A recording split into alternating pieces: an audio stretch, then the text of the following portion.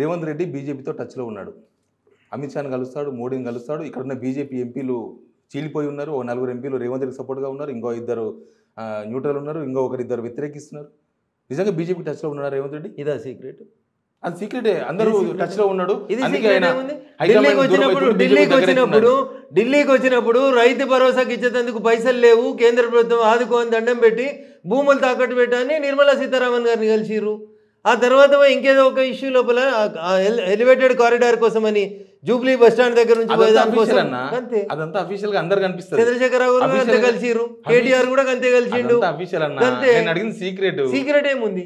Secret గా నన్ను ఎవరు కలవలేదు. మరి మిమ్మల్ని కాదు, మా పార్టీ కూడా ఎవరు కలవలేదు. లేదు, కాంగ్రెస్ ములాఖత్ ఉండదు. నేనేం చెప్తున్నా, రేవంత్ రెడ్డి ఎన్నడూ కాలేజీలో ఏబీపీలో పనిచేయలేదు. రేవంత్ రెడ్డికి ఏబీపీకి సంబంధం లేదు. రేవంత్ రెడ్డి ఆర్ఎస్ఎస్ కార్యకర్త కాదు. మీరు అనవసరమైనటువంటి మాటలు మాట్లాడతారు.